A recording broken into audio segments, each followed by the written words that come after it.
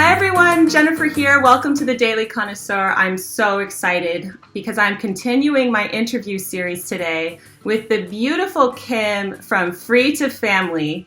And hello. And many of you probably already know her. Her channel used to be called Free to Frugal, and they just recently changed the name.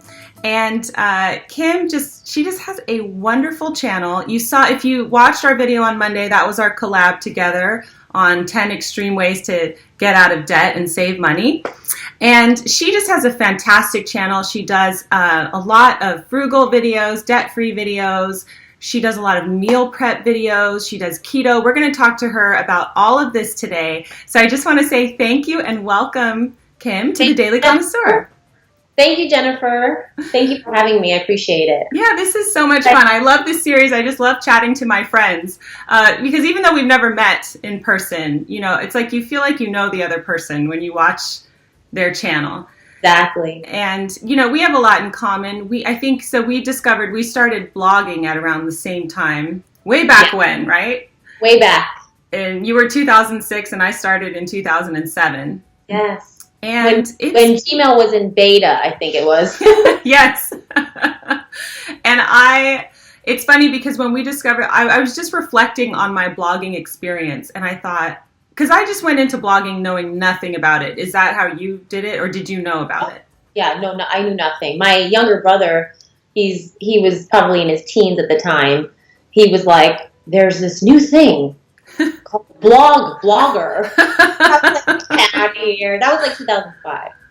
And then I toyed around with it and no one read it.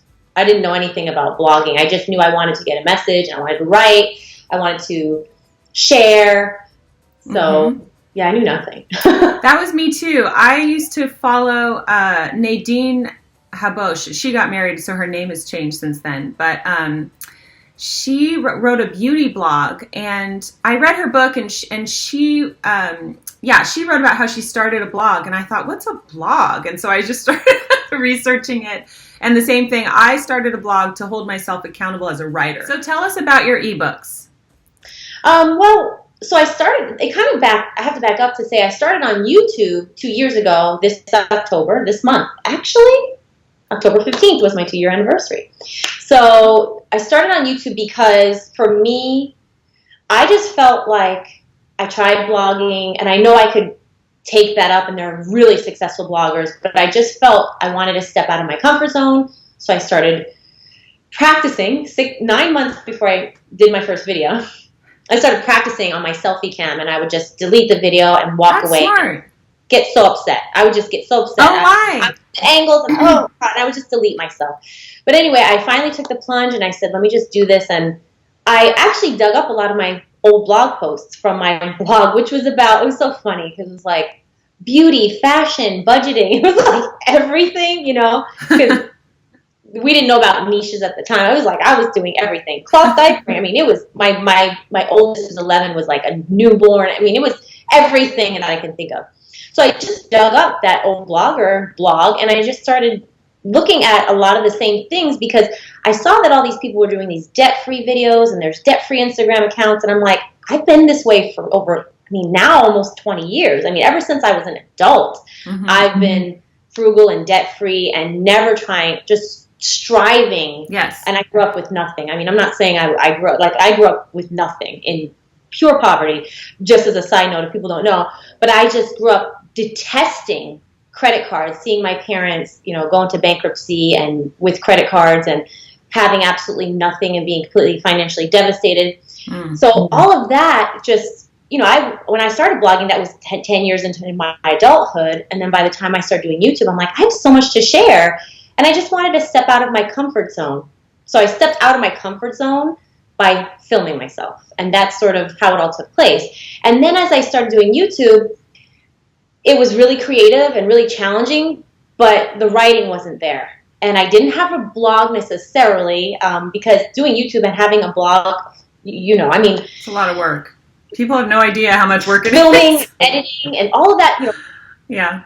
It's a lot of work. So to do all of that, doing all of that all at once and then having a blog just seemed daunting. So I started taking some of my best content, some of my best videos, and just putting them into I guess like a 10-page blog post, you can say. And I said, let me just call it an ebook, and so obviously, if perfectionism were to get in the way, I would have never called it an ebook. I would have never published it. And January of this past year, I just said, you know what? I'm just going to do it. I made it into a PDF and I just put it online as an ebook. And, people have been very receptive of it because it's kind of like different learning styles. Some people like videos, some people like books. And I also got the creative outlet of being able to write again. So that's where it kind of came from. And so your book is called Cut It Out, and it is a debt-free book. Yes. So I now have 3. I'm working on a 4th one. I have Cut It Out, which is basically all about frugal, intentional living. Finance is more about numbers to me, and I felt like I really wanted to just explore the idea of attitudes, behaviors, and mindset. And I think so many personal finance channels and blogs, they do help people who need that help with the numbers. And I wanted to just be that person, that coach that was like, let's fix what's going on in here and here. And so that's what Cut It Out that's how that book Cut It Out came about. And then I moved on to write a couple of other books, and I'm working on another one now. It's just sort of whatever is on my heart at the time, whatever is, resonating with my YouTube audience, I kind of just go from there. Yeah. Well, that's wonderful. And I think that, in the current publishing climate, because I self-published my first book as well, you kind of have to do that if you want to get your book out there. You can't just wait for the white knight publisher to come and rescue you and publish your book.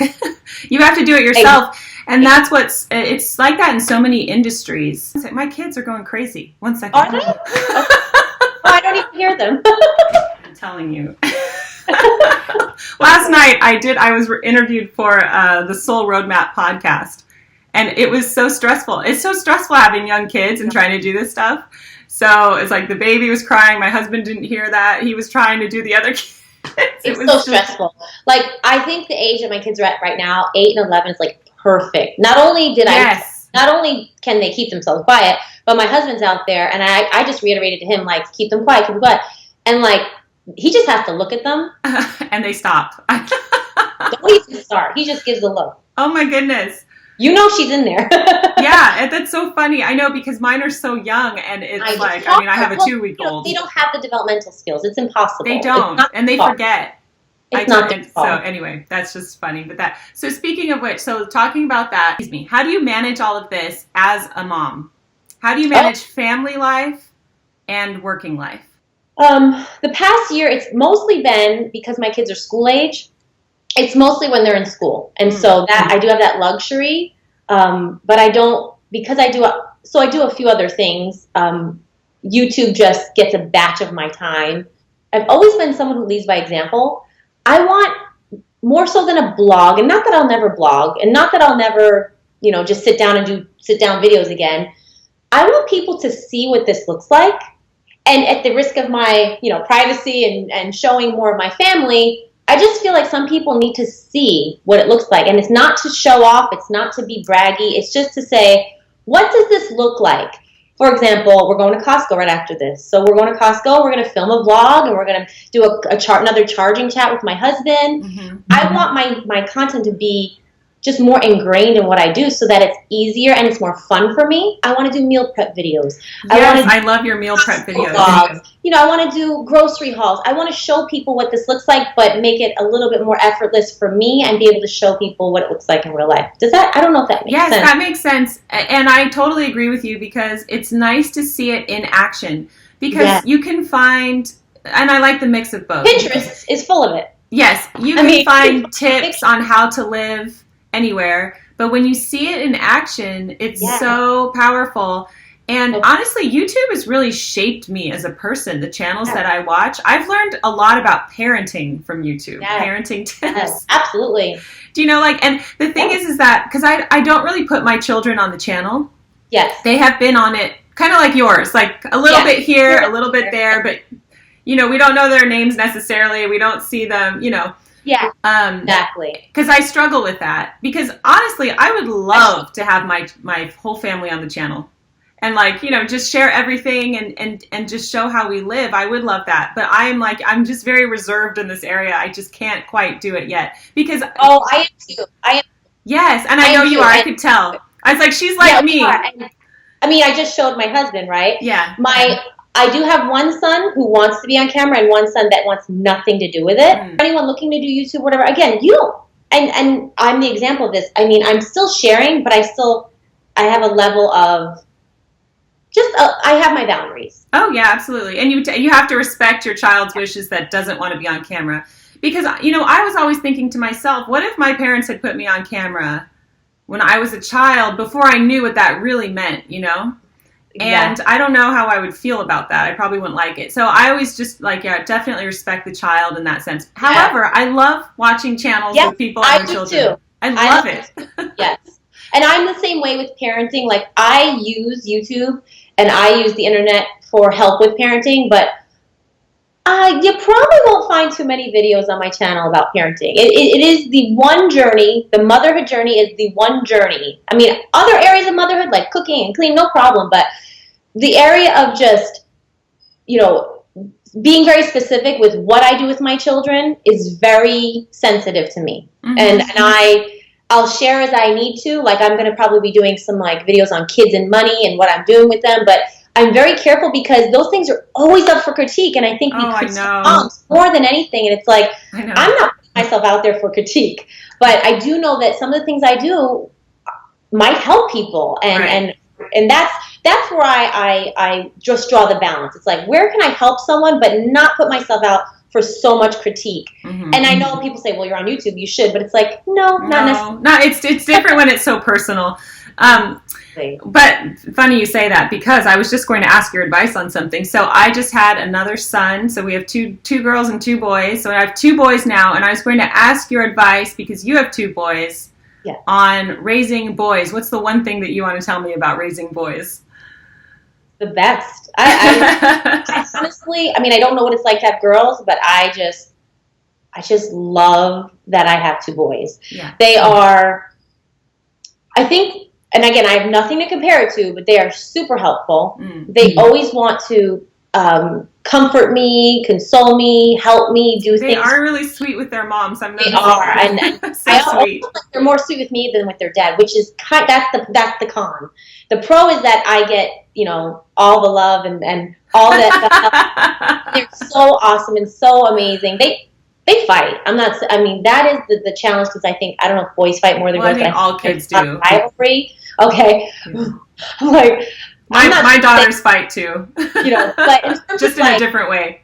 Yeah, but just in terms of I feel like they're so easy. My husband does all the shopping for clothes. I don't have to do hair. Oh, that's nice. He does all the hygiene, the haircuts. He does all the clothes, and then I get the luxury of, hey, you want to help me cook? Sure, Mom. Or my feet hurt. They give me foot rubs. Oh, that's so sweet. They know that when I'm not feeling well, to come and just lay with me and cuddle with me. I don't know.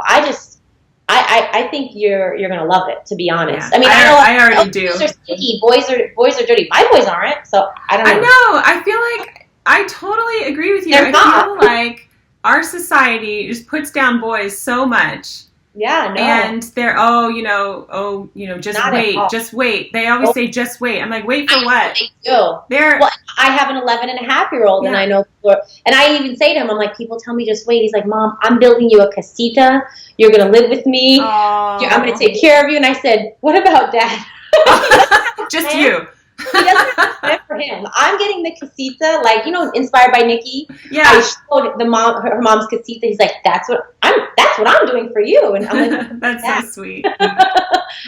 So yeah, no. And I keep telling him, they say, wait. And he's in middle school now, and other kids want to walk home and stop at McDonald's, and they want to, go to 7-Eleven and be with their friends, and all he wants to do is, Mom, come pick me up. I want to go home with you. Oh, that's so sweet. Let that last forever. I just think it depends on the relationship you build with them and the expectations you have. And for me, I'm just really big.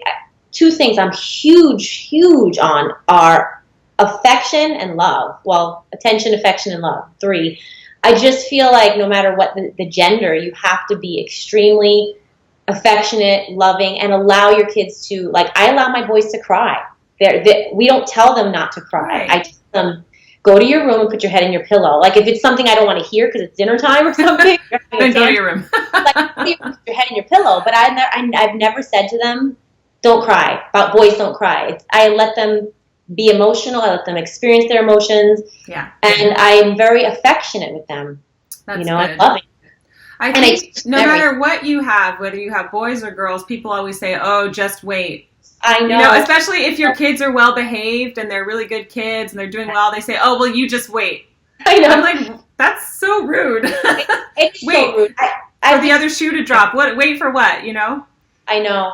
I remember being pregnant with my first son 12 years ago, and someone saying, "You're never going to sleep the same way again," and I was like, what does that mean? It's so, and it's so awful. It's so false because I get better sleep now than I did, before I probably even had kids. Like my boys know mom's sleeping, or mom wants to take a nap. They get to a certain age, and it's like because you teach them how to care. You're teaching them that you care for them, and they want to reciprocate that. So. Right. I mean, I'm not saying my boys are perfect. Again, every child is going to have growth spurts. They're going to go through. My 8-year-old he has demanding, times, and he's very different from my 11-year-old. He's very emotional, and he has outbursts still at 8 years old. I'm not saying that. I have an 8-year-old daughter. Yeah, they don't come without problems. But I don't believe in saying those things to anyone about kids or marriage, right? Because I get it about marriage too. Like, just wait. I know. That whole 7-year itch thing, it's like, let's not project on people our own bad experiences and let's just lift each other up. That's one of the reasons why I'm kind of, careful with what I share as well. Mm-hmm. But, in the event that people do have those comments, I have a comeback, so it's all good. I do. I always do. Yeah. You just think of one on the sly. A little outspoken. I have, people say funny things to me as well, and I just usually smile. Yeah, you are, I just can tell you are like the sweetest person. Oh. And like, you're the person, like, I'm sweet, but I also have like a kind of a feisty side. So it's like. So funny. You're so sweet. Thank you. You're welcome. I'm the girl that's like, oh no, you didn't. Nikki and I was talking to Nikki, inspired by Nikki. Hi, Nikki. Hi, Nikki. And we were commiserating about, the negative comments on our channel, and we talked about you, and we were like, what Kim she's so sweet. She's always in there defending people. I love that about you in the comment section. I am. I love Nikki too. She reminds me a lot of you. Very sweet, very kind. I've always been like an advocate for an underdog, and I don't like when people, get nasty or take advantage of someone. I have no tolerance for that. It's like, I'm extremely nice, extremely respectful, but like, speaking of negative comments, and that does happen on YouTube. And I've even had this conversation with friends like Nikki and other friends. It's like, if it doesn't even have to be a hateful comment. It doesn't even have to be something that, oh, you're so ugly. No, it can be anything that makes me feel icky. You gotta go. Oh, yeah. I don't even give you a second chance. Yes. And I know that people are like, well, you have to take criticism. No, I don't actually. Not necessarily. Because I'm a grown woman, right. And I've taken plenty of criticism in my life. I don't need it. So if I read that comment and even just makes me feel in the slightest bit icky, and I just mean icky. I got one yesterday about on my vlog where I was talking about the cost of the cleaning of my teeth, and they were like, if you can drive this car, why are you complaining about your teeth, and how much it costs? And I'm like, what? Because the bottom line is this: if you even make me feel a certain way, there's no room there's no space for me to be in that mindset, and I don't even need to get upset about it. Well, it's the same thing as the just you wait. It's just a negative kind of spiteful. Why? Yeah. Why? If you can't say something nice, don't say anything at all. Just move. If you don't like it, don't watch. Move on. That type of thing. It's a lot of projection. It's unfortunate. It's a lot of projection, and I just like to be in a very positive, encouraging space as much as I can. Like I said, I've been through so much crisis and tragedy in my life. I don't need to be in that space. And people see me now and they're like, oh, everything's great. Your life's so great. It's like, because I'm seriously an overcomer. Like, if you really knew my story, you would want me to be happy. You should write your memoirs. I actually started a book like an autobiographical book about 4 years ago, and it's up to like maybe 40 pages. I just never revisited it, but a lot of it has my personal story and how it's tied to, you know, my feelings about money and my feelings about my lifestyle and how I live and how I did. Yeah, you should definitely do that. I'll read it. I'm going to buy your ebook too. Oh, thank you. And speaking of the ebook, so I have also wrote, ever since this, I started with the Cut It Out ebook, and then I wrote a keto ebook, like just a meal prep type of ebook, because I started doing keto 4 months ago. It's changed my life. And then I also wrote another ebook, just a little brief ebook about the Debt-Free, Clutter-Free Challenge, which is a challenge that's starting on October 21st. I'm doing it on Instagram and on YouTube. And it's kind of just, so Debt-Free, Clutter-Free is a new hashtag that I created about 6 months ago. And it basically encompasses everything that I'm about. I'm about this debt-free life, but about this clutter-free life, because I think they go really hand in hand. Mm-hmm. And it kind of like ties money, health, and home health all in one place. And so I have the full, like, it's kind of like 10 pages, but the full breadth of it in the ebook. And then I have this little cheat sheet that people can get if they sign up for my mailing list.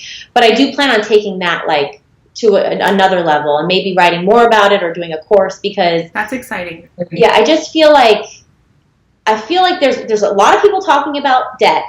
There's a lot of people talking about how to budget, but there's a lot of people talking about minimalism, which I don't really like to use the word, but it is the word, you know, the SEO word. It's the word that gets picked up by Google. But I feel like there's not a lot of people talking about both. You have minimalists talking about just get rid of everything and then buy whatever you want. Doesn't matter how much it costs. And then you have people talking about budgeting, and it's all about numbers. Mm-hmm. And I just want to kind of bring them together and talk about how it really all ties together. Yeah. It really does. I love that. That's a great, I'll check out the challenge. That's a great hashtag. Okay. And yeah, something that we experienced, so our family's officially debt-free as of last August, which was exciting for us. Yeah. And it's so funny because I'm very real on my channel. I don't put on airs for people. And it's funny because I showed my 10-item wardrobe from last fall. Last fall. And I was on such a tight budget last year. I'm on another tight budget this year. But the great thing about the 10-item wardrobe, it's like a minimalist closet, Yes, it is. That it accommodates you whether you have a tight budget or a big budget. So anyway, I was on a tight budget last year, and because of that, I had to purchase, I think my budget was $250 for everything. Oh, wow. And so I did that, and I updated my wardrobe.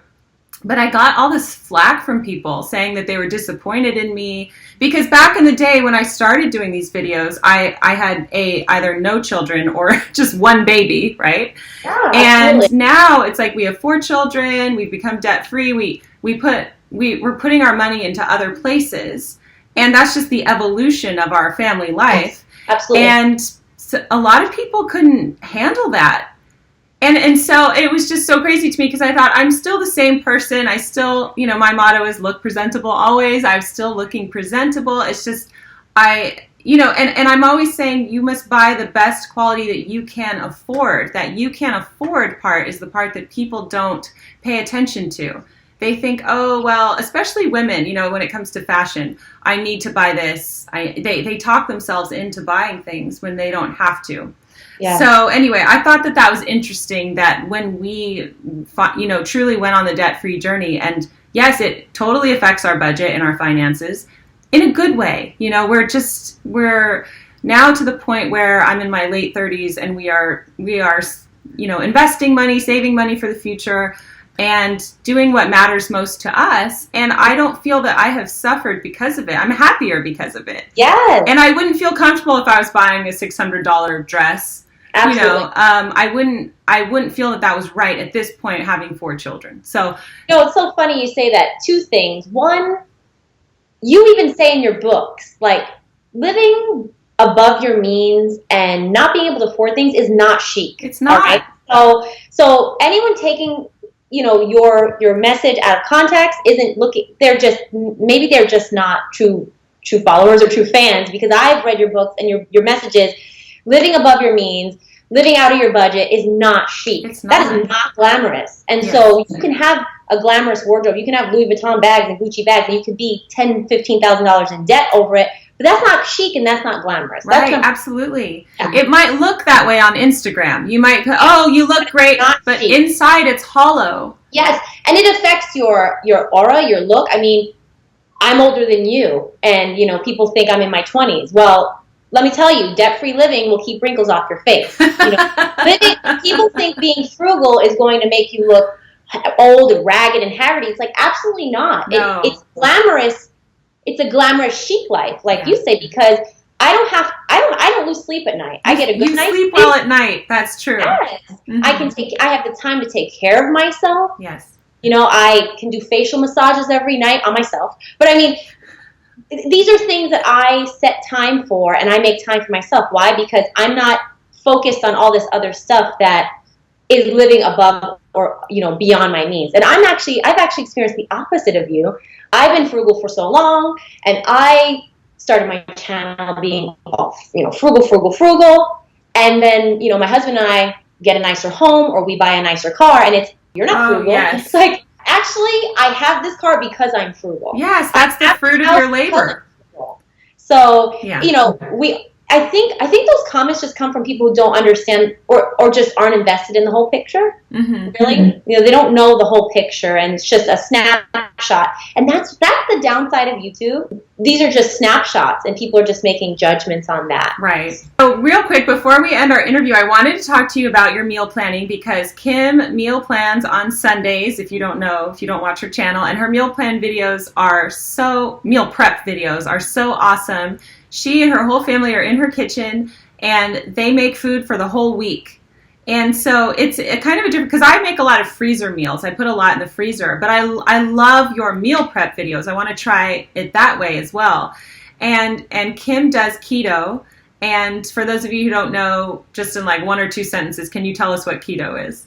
Sure. Keto is actually really popular right now, and I didn't know about it. I'm happy that I did find out about it. It's basically high fat, low carb. I'm not doing it because it's some sort of trend. Otherwise, you would see like weight loss videos on my channel, which you're not going to see, but I have lost weight. I had some health issues that were undiagnosed by a mainstream doctor, and I found out that keto and lowering my carb intake under 20 grams a day has literally changed the metabolic situation and in my body. I mean, it's literally changed my life. So we've always meal prepped. My husband always cooked on Sundays, and then I did 2 other batch cooking sessions, Tuesdays and Thursdays. And we always ate leftovers every other day. So we would have leftovers every other day. My husband cooked Sunday, I cooked Tuesday, Thursday. And then we would have go out or have pizza pantry purge on Saturday. But when I started keto, I told my husband, if we don't just dig in, I know come Tuesday, I'm going to probably want to eat pretzels or something. I'm not going to want to cook. And so we just said, let's do this. So we decided to take all the meals that I would have cooked on Tuesday and Thursday, have everything defrosting by Friday night and Saturday, and have all the Pyrex dishes cleaned, have the sink clear, everything. Right now, my kitchen is prepped. We're going to Costco today. The fridge is clean. Yay. The Pyrex dishes are done. My pots and pans are clean. The sink is clear. And tomorrow morning, we're going to start. And that's what we started doing. So I make a meal plan. And that's the beginning. A lot of people say meal plan to save money. It's and save time. It's meal plan is great, but for me, meal prep has saved my life. So what I do is I take those 3 to 4 meals that I would have made during the week, and I just make them. Right. And they last. People are like, do they last till Friday? That's what I wanted to know. Come Thursday and Friday, are you wanting to eat them when you made them on Sunday? So, I have a husband that doesn't complain. I know that's very rare, and some people are like, my husband would do that. So, that exists? Yeah, I know. I'm kidding. He doesn't complain about leftovers. I know. My kids, I do have backups for them because they do, the good news is that we eat the same thing, for a night, 2 nights. So we'll have Sunday, Monday, Tuesday, Wednesday. And sometimes they are just prepped like crock pot meals, or sometimes I will make an extra batch and freeze it. So it does something that comes out of the freezer. But I do have backups because sometimes my kids by Wednesday or Thursday, they want macaroni and cheese, or they want I treat them to a macaroni and cheese box or chicken nuggets, just because they're the ones more likely to complain. And they are good sports. They will eat the leftovers. But I think the key is also having mix and matchable items. So making a big batch of broccoli, making a big batch of cauliflower, making, make a casserole, and always having fresh things on the side, always having a fresh salad mix or fresh greens, different salad dressings, just having things that you can mix and match so that maybe if you thought you were having tacos, you can just say, you know what, I'm not going to have tacos, I'm going to have a taco salad, I'm going to have just taco meat with broccoli and some mashed cauliflower. But that's sort of the gist of it. I'm actually writing another book on that. It's going to be called, I think, it's going to be about batch cooking, basically, and how batch cooking saves a lot of money, but it saves a ton of time. And just, yes. I'll write more about like the ins and outs of batch cooking. And it stays good. I know people are like, does it stay good? It really does. Yeah, I'd say Friday, Saturday. We like to get through everything by Friday night. Saturday is our free day. We either go out, it's our family fun day, so we either go out as a family, or we either go out to eat a couple times a month, or we will just, make tuna fish sandwiches, or, get some Subway, whatever. But I would say by the end of Friday night, the food is still good, and no, we don't really get tired of it. That's great. Well, it looks so good. You have to check out her meal videos, and definitely if you're interested in keto, check out her book, because I know a lot of people are. I had so many more things I wanted to ask you, because we're both married to men from different countries.